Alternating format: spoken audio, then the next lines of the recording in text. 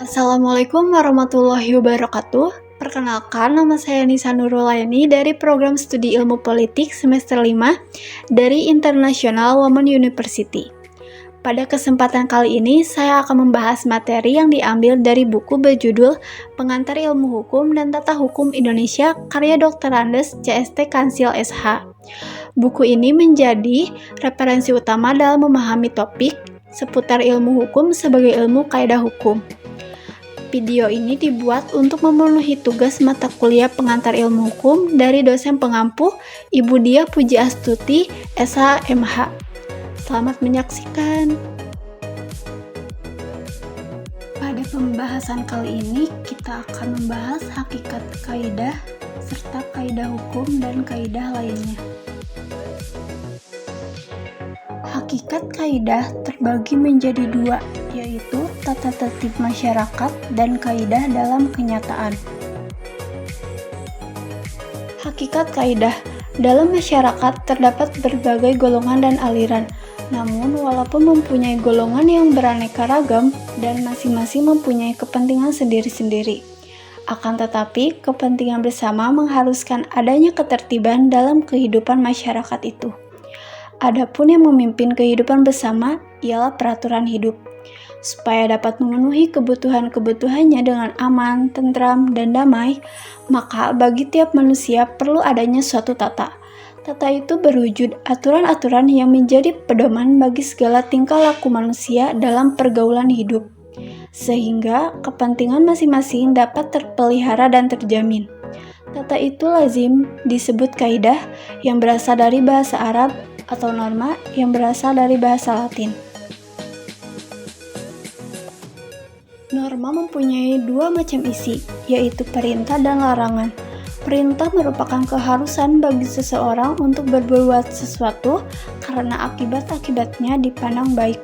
Sedangkan larangan merupakan keharusan bagi seseorang untuk tidak berbuat sesuatu karena akibat-akibatnya dipandang tidak baik. Guna norma ialah untuk memberi petunjuk kepada manusia bagaimana seseorang harus bertindak dalam masyarakat serta perbuatan-perbuatan mana yang harus dijalankan dan perbuatan mana yang harus dihindari.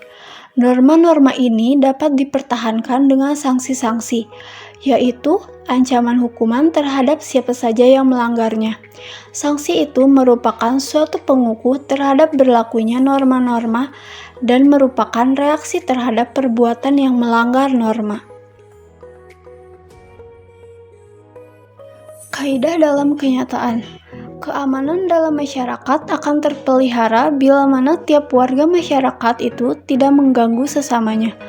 Bila keamanan terganggu, maka masyarakat itu akan kacau.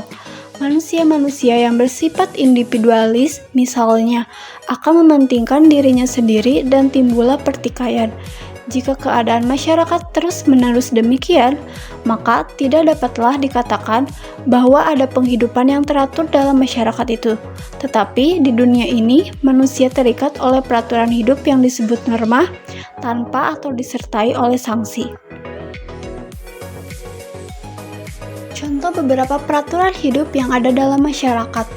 Yang pertama, tidak ada larangan bagi orang untuk merokok kecuali di tempat-tempat tertentu.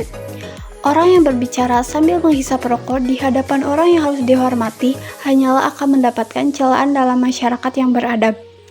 Yang kedua, seorang tuan rumah tak dapat dipaksakan supaya ia mengantarkan tamunya yang hendak pulang sampai di ambang pintu. Jika tidak, ia tidak akan mendapatkan hukuman. Yang ketiga, seseorang yang mencuri akan menderita kerugian pada badannya. Ia akan dihukum penjara dan kehilangan kebebasan untuk sementara waktu.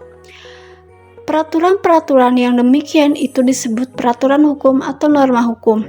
Norma hukum disertai sanksi berupa hukuman yang sifatnya memaksa.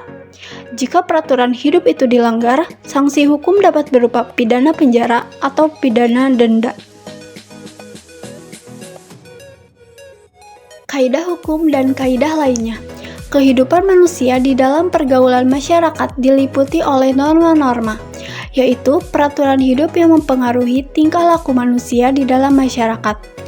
Sejak masa kecilnya, manusia merasakan adanya peraturan-peraturan hidup yang membatasi sepak terjangnya.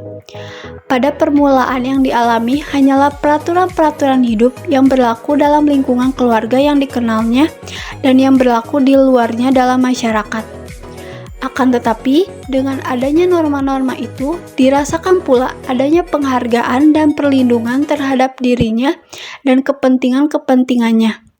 Demikianlah norma itu mempunyai tujuan supaya kepentingan-kepentingan warga masyarakat dan ketentraman dalam masyarakat terpelihara dan terjamin. Kaidah hukum dan kaidah lainnya dibedakan menjadi 4, yaitu norma agama, norma kesusilaan, norma kesopanan, dan yang terakhir norma hukum atau kaidah hukum. Yang pertama, norma agama. Norma agama ialah peraturan hidup yang diterima sebagai perintah-perintah, larangan-larangan, dan anjuran-anjuran yang berasal dari Tuhan. Para pemeluk agama mengakui dan berkeyakinan bahwa peraturan-peraturan hidup itu berasal dari Tuhan dan merupakan tuntutan hidup ke arah jalan yang benar. Dalam abad pertengahan, orang berpendapat bahwa norma agama adalah satu-satunya norma yang mengatur peribadatan, yaitu kehidupan keagamaan dalam arti sesungguhnya, dan mengatur hubungan manusia dengan Tuhan.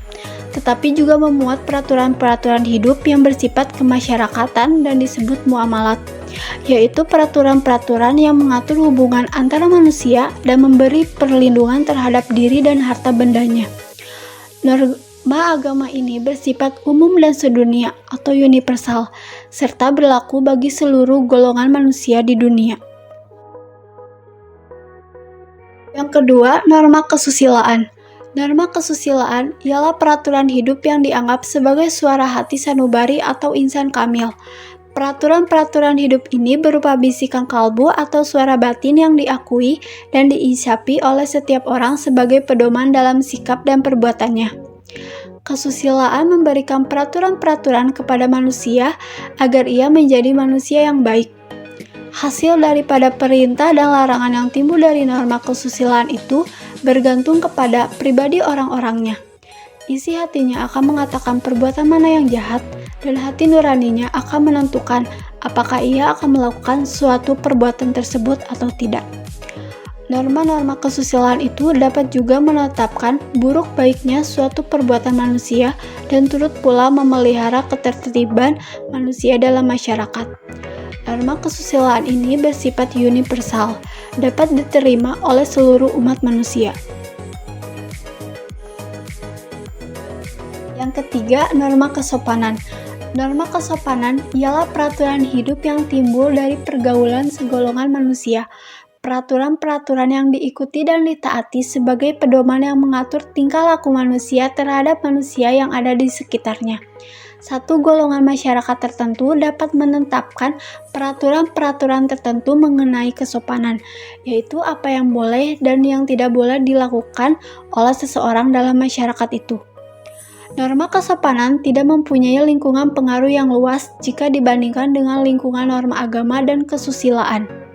Norma kesopanan tidak berlaku bagi seluruh masyarakat dunia, melainkan bersifat khusus dan setempat atau regional, dan hanya berlaku bagi segolongan masyarakat, tapi bagi masyarakat lain tidak demikian. Norma agama, kesusilaan, dan kesopanan saja tidak cukup untuk menjamin terpeliharanya kepentingan-kepentingan dalam pergaulan masyarakat. Ketiga norma tersebut tidak mempunyai sanksi yang tegas jika salah satu peraturannya dilanggar. Oleh karena itu, di samping 3 jenis peraturan hidup itu perlu juga adanya suatu jenis peraturan lain yang dapat menegakkan hukum, yaitu suatu jenis peraturan bersifat memaksa dan mempunyai sanksi-sanksi yang tegas. Dan yang terakhir adalah norma hukum. Norma hukum adalah peraturan-peraturan yang dibuat oleh penguasa negara, yang isinya mengikat setiap orang dan pelaksanaannya dapat dipertahankan dengan segala paksaan oleh alat-alat negara. Keistimewaan norma hukum itu justru terletak dalam sifatnya yang memaksa, dengan sanksinya yang berupa ancaman hukuman. Alat-alat kekuasaan negara berdaya upaya agar peraturan-peraturan hukum itu ditaati dan dilaksanakan.